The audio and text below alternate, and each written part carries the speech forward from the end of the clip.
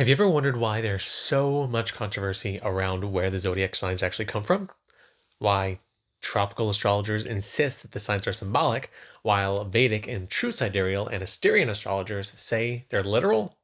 Well, stick around because I'm about to put this entire argument to rest. The earliest astrologers weren't working with metaphors. They were tracking planets through the real sky, using the stars as their backdrop, as a map.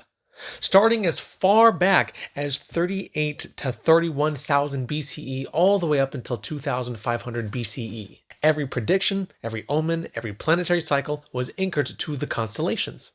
That's why the word astrology translates to the study of the stars, and the word planet translates to wandering star. But when the Mesopotamians entered their I'm obsessed with geometry era, they approximated the solar year into a flawless 360-day circle, 360 degrees. Not because the sky actually looked like that, they knew that there was about 5 days left over, but mathematically, that was pure beauty.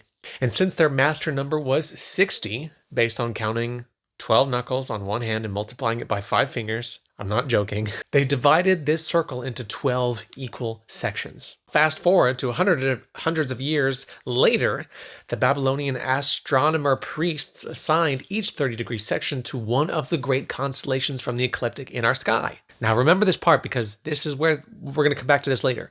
But fast forward to another couple hundred years later, and the Greeks decide to anchor this geometrical system to the spring equinox, thus turning astrology into two separate systems, a seasonal system rather than a stellar one, creating the two separate systems of astrology that we know today. Tropical, which is more of the Greco-Roman, and sidereal, which was more of the Egyptian, Chaldean, and Vedic. The controversy lies in a detail that now we're centuries of years into the future, and the sky has drifted.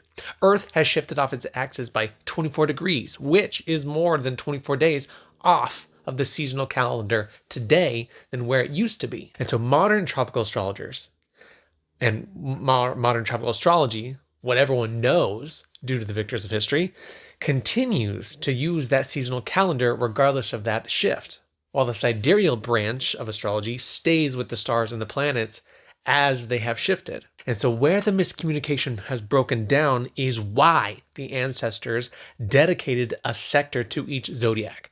Let me clear this up. The 30-degree segment comes down to a literal translation of moving away from lunar calendars to solar calendars. Why? Because every civilization used lunar calendars back in the day, and what they found was there was an off period in between where they would go from 7-year cycles of about 13 months, 13 lunar cycles, 28 days apiece, with 1 day left over to gift to the gods, followed by a 12-year cycle of 12 months with around 30 days apiece. And so because 60 was their magical number and everything divided by 12, they then picked that ideal solar year as being 360 days, dedicating one constellation to each sector. And this created the house system. It is the houses that are the symbolic areas of our lives. The zodiacs remained constellations.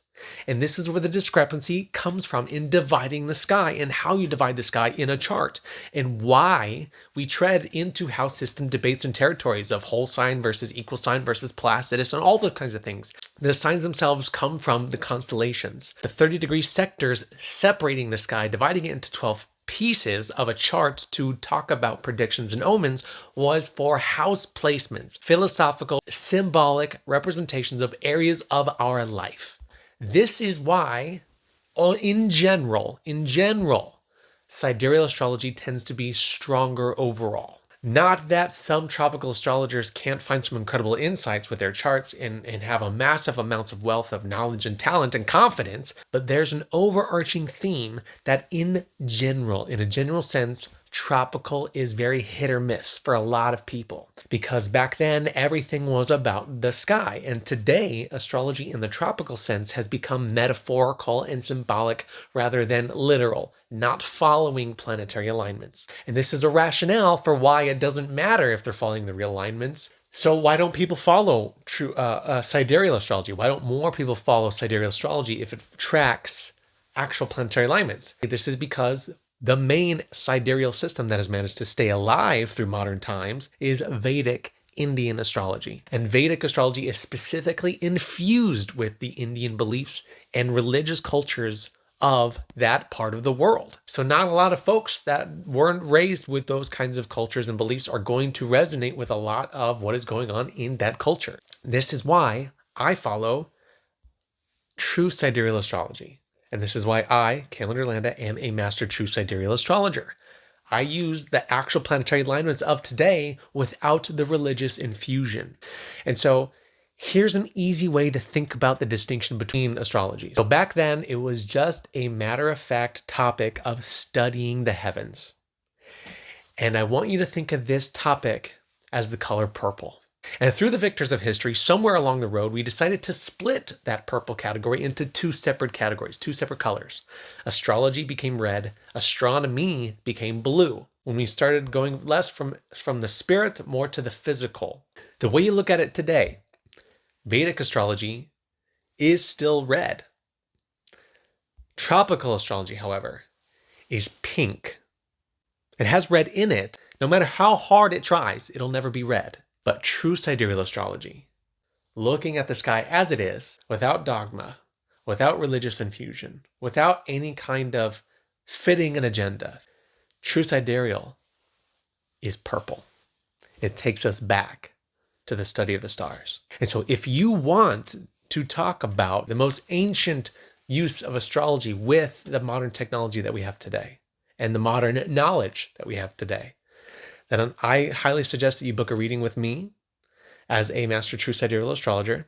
And no, I don't do readings for free, so stop asking me to do free readings. But you can book a reading with me formally. You can find it in my bio. All right? The more you know.